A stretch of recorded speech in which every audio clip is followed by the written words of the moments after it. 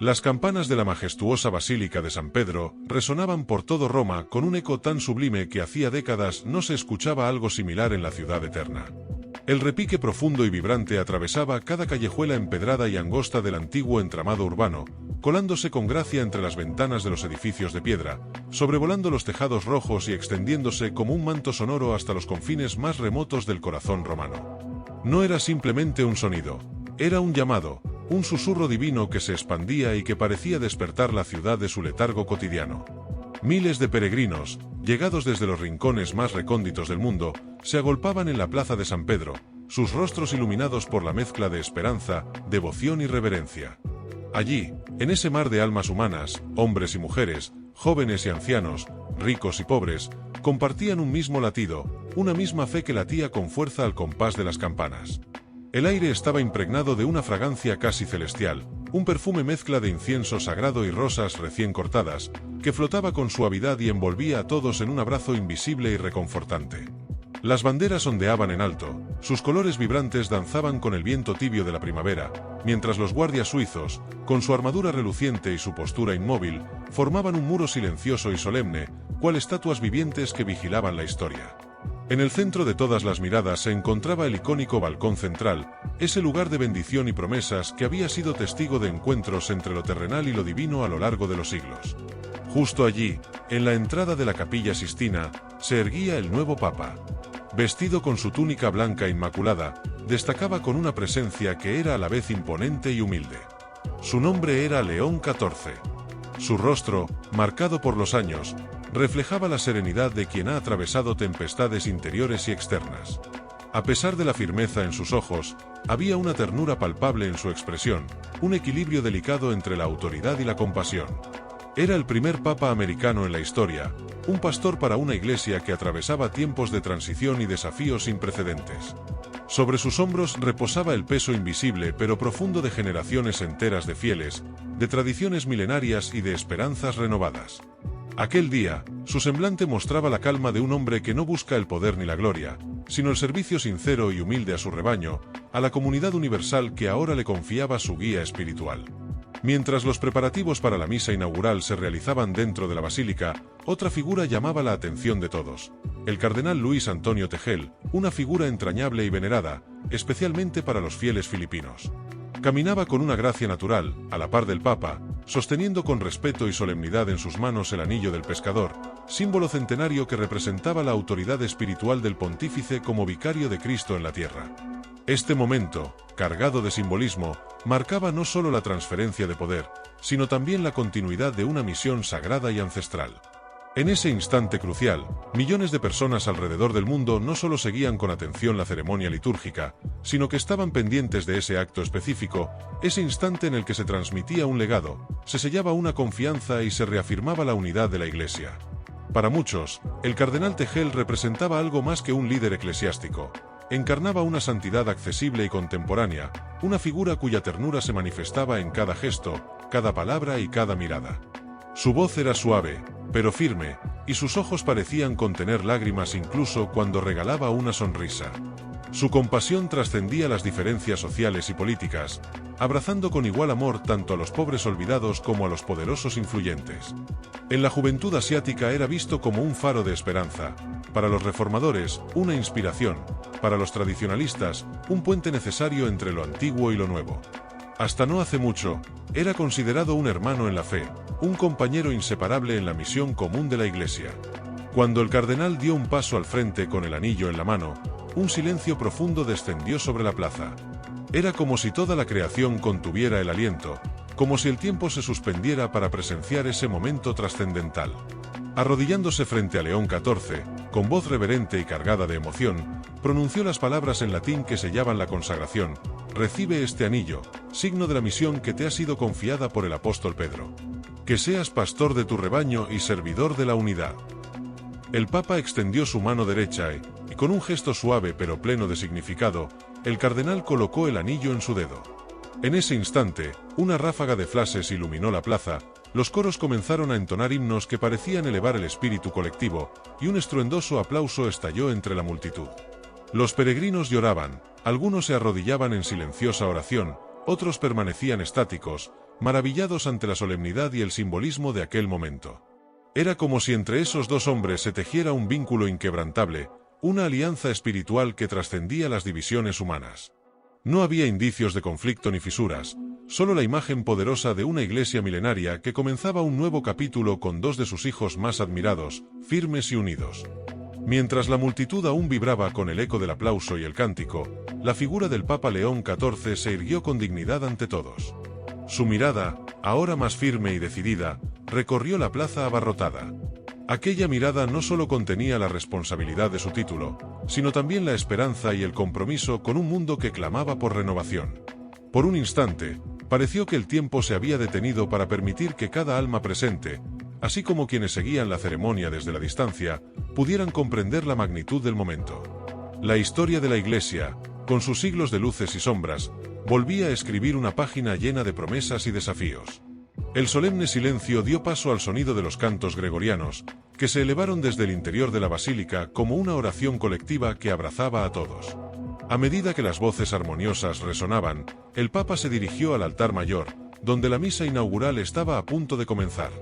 Los rayos dorados del sol atravesaban los vitrales, proyectando patrones multicolores sobre las piedras antiguas, mientras el incienso llenaba el aire con su aroma místico, transportando los fieles hacia una dimensión donde lo espiritual y lo terrenal se fundían en una sola experiencia.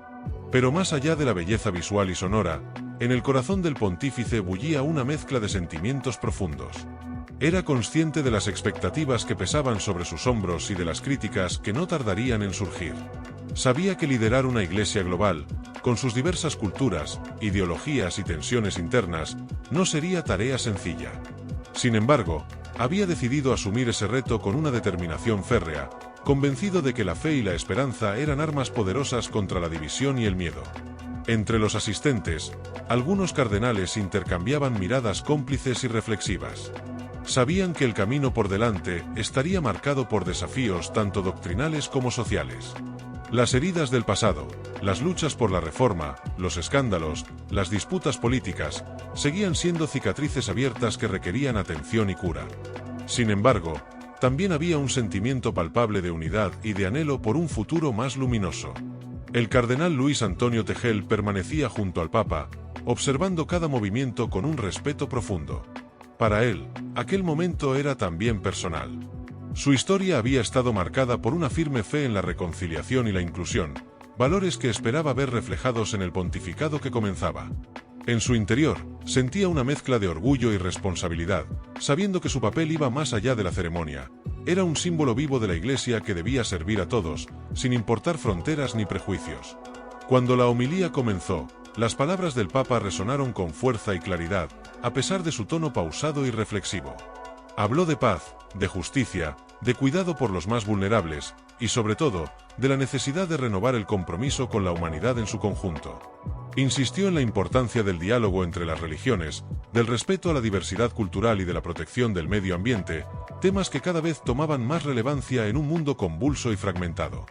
El discurso, lejos de ser una simple formalidad, fue una invitación a la acción, un llamado a dejar atrás la indiferencia y a abrazar la compasión activa. Muchos de los presentes sintieron como esas palabras encendían una chispa interna, una esperanza renovada que, esperaban, se transformaría en hechos concretos. Justo cuando la misa llegaba a su punto culminante, el Papa extendió sus manos y bendijo a la multitud con una solemnidad que conmovió a todos. La bendición parecía atravesar no solo a quienes se encontraban en la plaza, sino también a millones alrededor del mundo que seguían el evento a través de las transmisiones. Fue un momento en que lo espiritual y lo material convergían, donde la fe se hacía visible y palpable, y donde la promesa de un nuevo amanecer parecía más cercana que nunca.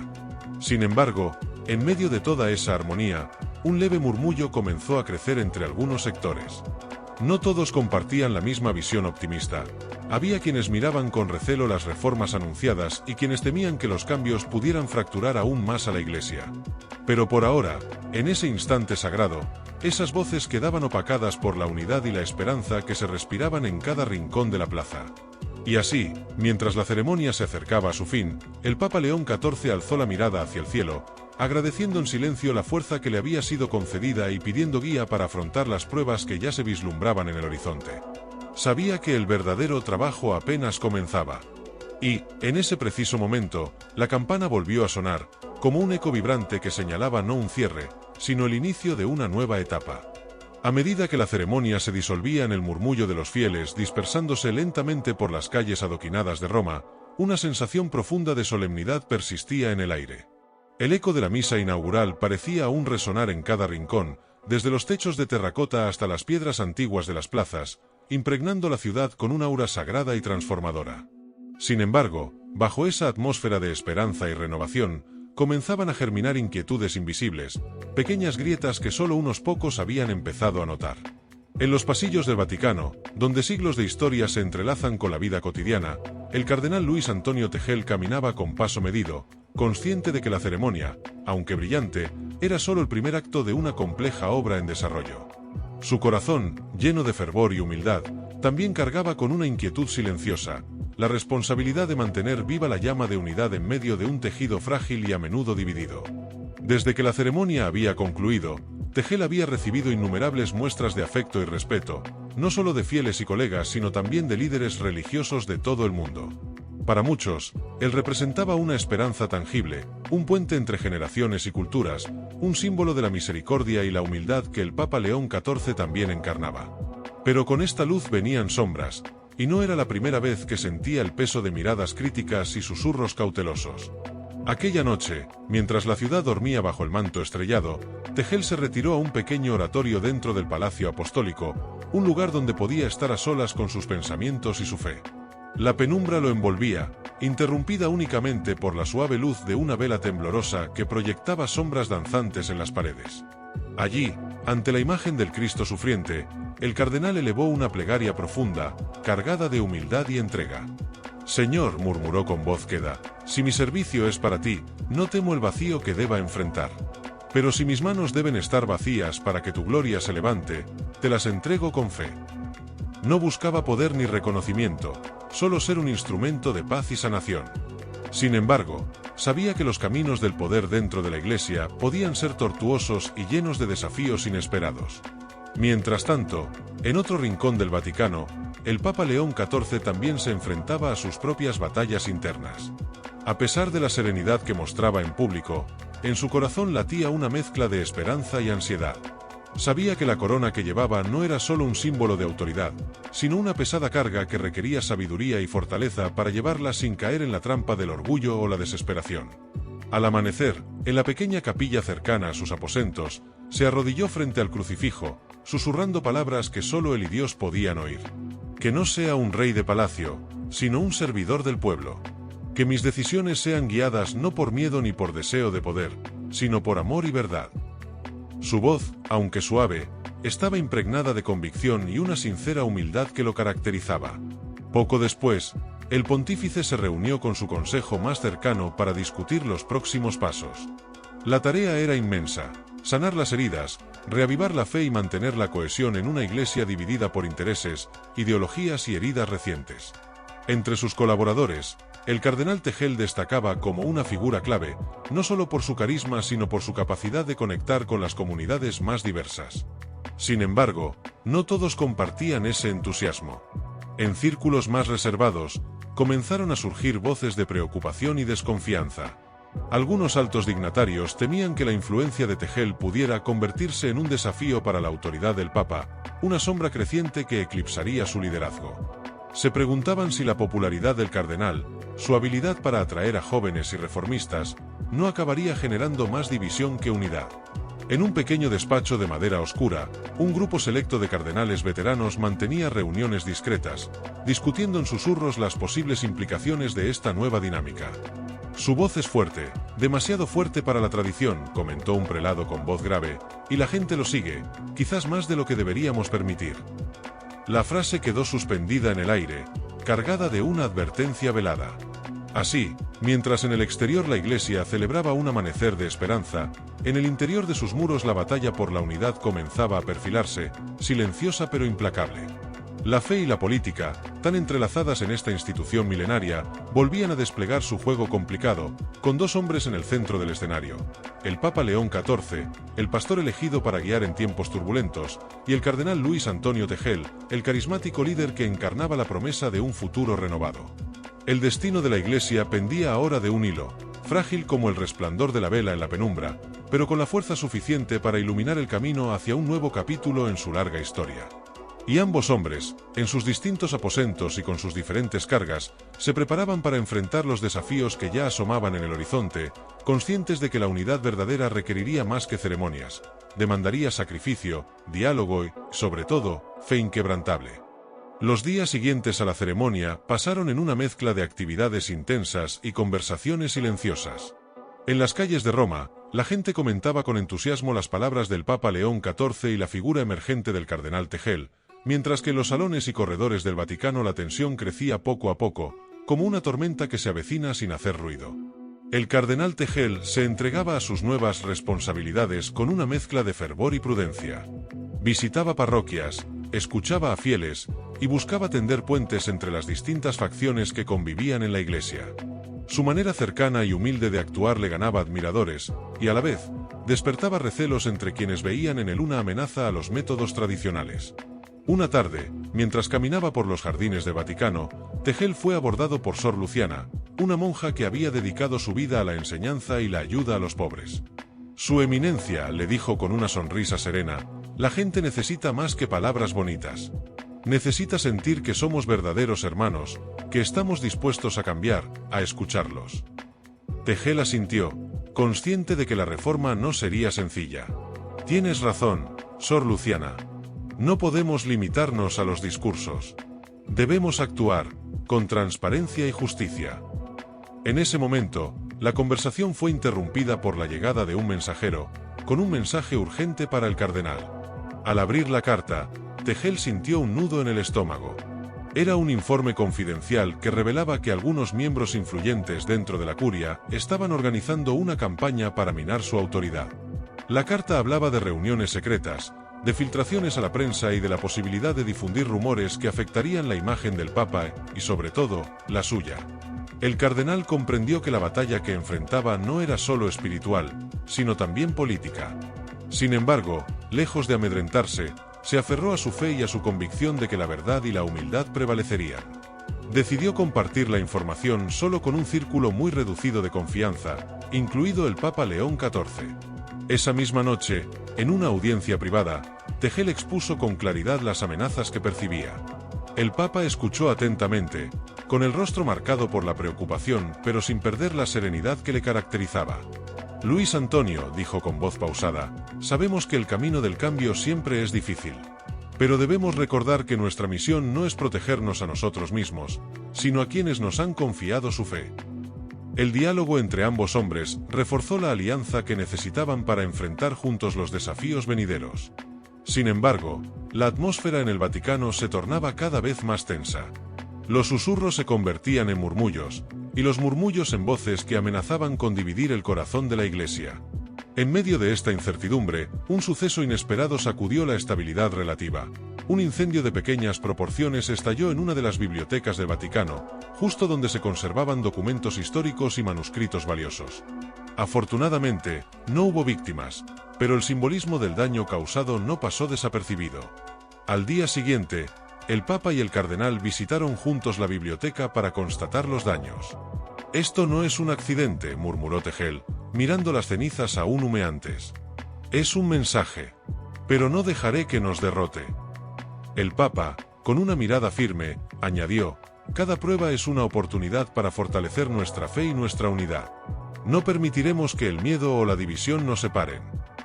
Mientras tanto, en los pasillos, algunos cardenales observaban con cautela, evaluando cada movimiento, cada palabra, mientras el pulso de la Iglesia latía al ritmo de una lucha silenciosa, donde la fe, la política y la esperanza se entrelazaban más que nunca. El destino de la Iglesia estaba en juego, y cada decisión tomada en esos días tendría repercusiones profundas en su futuro. El cardenal Tegel y el Papa León XIV se preparaban para enfrentar una tormenta que no solo pondría a prueba su liderazgo, sino también la esencia misma de la institución que juraron proteger. Los ecos del incendio en la Biblioteca del Vaticano reverberaban aún en los rincones más ocultos del Palacio Apostólico. La conmoción no solo había despertado alarmas de seguridad, sino que también había dejado una sombra de desconfianza entre los miembros de la curia. Nadie sabía con certeza si había sido un acto de sabotaje, un accidente fortuito o una señal más del creciente conflicto que se cernía sobre la Iglesia. Mientras tanto, en la residencia papal, León XIV y el cardenal Tegel trabajaban incansablemente para reforzar la unidad entre los cardenales y la comunidad eclesiástica en general. Sin embargo, la tarea era ardua. Los años de desencuentros, escándalos y rivalidades políticas habían dejado profundas cicatrices. Una mañana, durante un consejo reducido en la biblioteca restaurada, el Papa levantó la mirada y se dirigió a los presentes con una claridad renovada. «Hermanos», dijo, «este no es momento para divisiones ni disputas. La Iglesia debe ser faro de esperanza, no campo de batalla. Hemos recibido el legado de Pedro, y es nuestra responsabilidad custodiarlo con humildad y coraje». El silencio que siguió fue pesado, pero también lleno de una renovada determinación. Entre los asistentes, el cardenal Tegel observaba con atención, sabiendo que estas palabras serían el impulso necesario para avanzar, pero también conscientes de que la resistencia persistiría.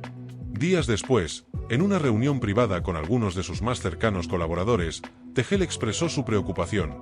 «No podemos permitir que el miedo y la política eclipsen nuestra misión. La gente busca un testimonio auténtico, un liderazgo que refleje la misericordia y el servicio que el Evangelio nos enseña». Uno de sus asistentes, un joven sacerdote, asintió con vehemencia. «La juventud también está mirando, cardenal. Quieren sentir que la Iglesia puede ser un refugio, un espacio de verdad y esperanza». Sin embargo, la sombra de la oposición no tardó en manifestarse con más fuerza.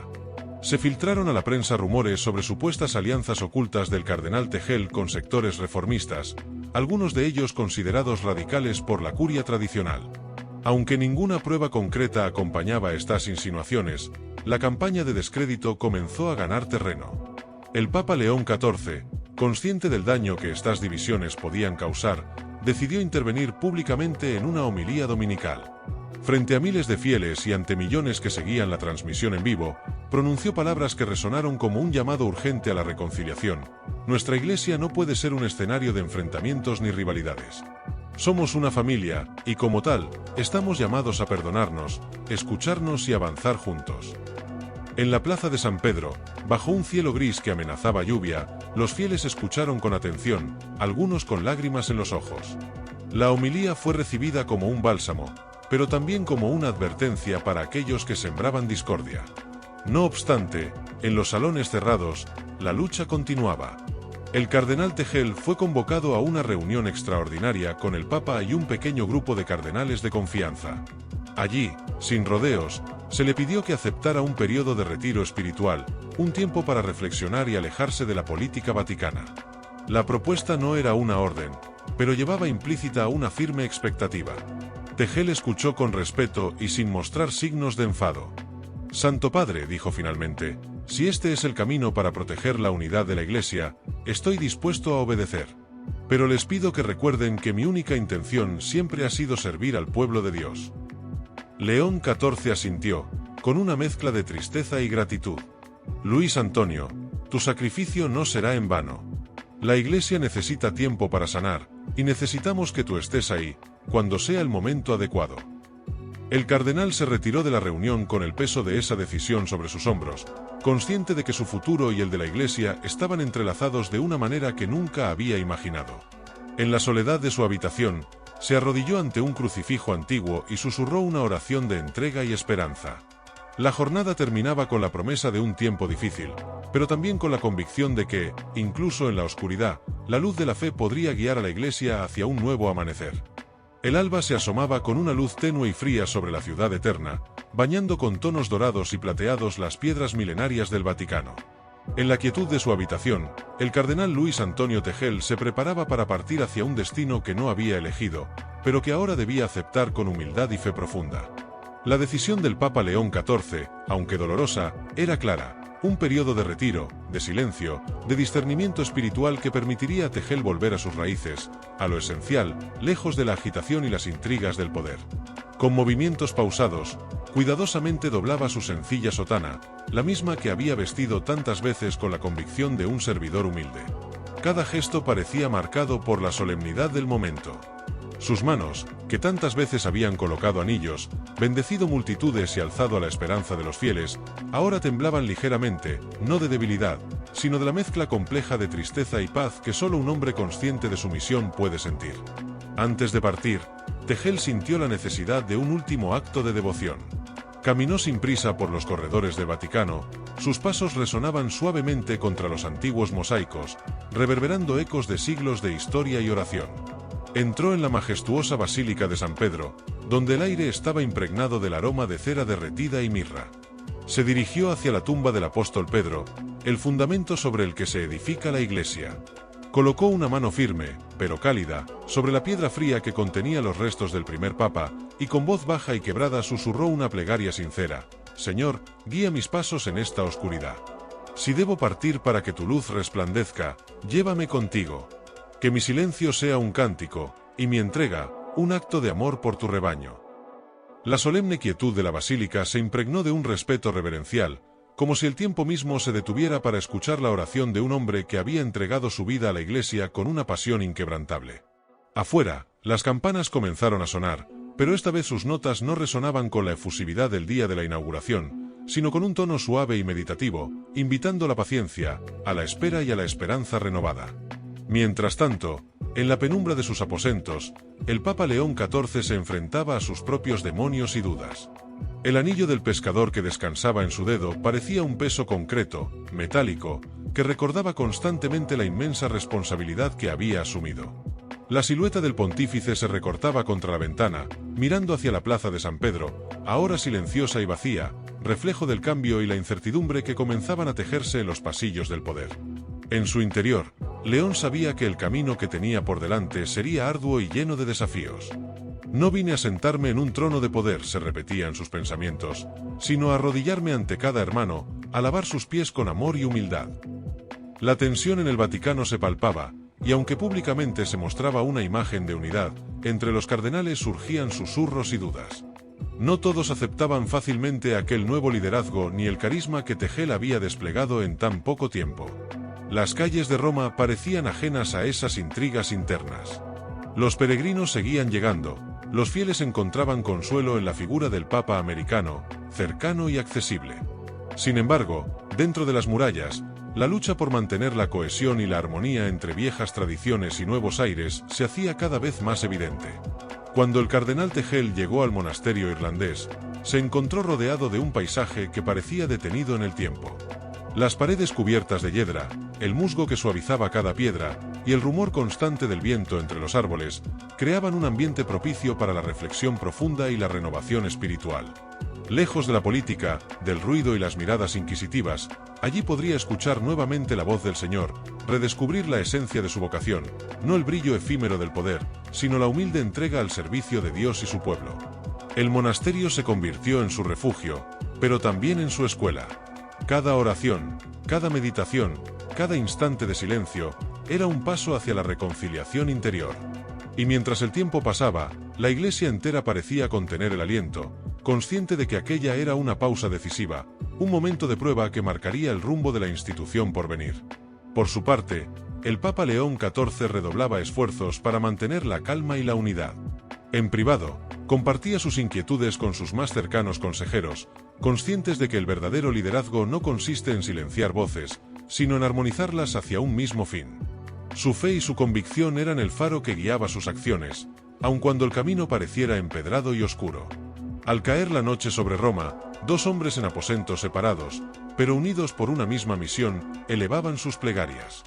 Uno, el pastor recién ungido, consciente del peso de su llamada y de los riesgos que la fama y la influencia conllevan. El otro, el siervo apartado para el silencio, buscando en la soledad la fortaleza para regresar renovado, más allá de los murmullos y las sombras. Y así, mientras la ciudad dormía, el Vaticano permanecía vigilante. Las luces nunca se apagaban del todo, porque en aquellas paredes antiguas se libraba una batalla silenciosa, una lucha por la unidad, la verdad y el amor que solo el tiempo podría revelar en toda su dimensión. Era el inicio de un capítulo nuevo, un tiempo de desafíos, pero también de esperanza. Porque aunque la división amenazara con abrirse paso, la llama de la fe y la convicción de aquellos dos hombres seguían ardiendo con fuerza, iluminando el camino hacia una iglesia que, a pesar de sus heridas, nunca dejaría de buscar la reconciliación y la paz.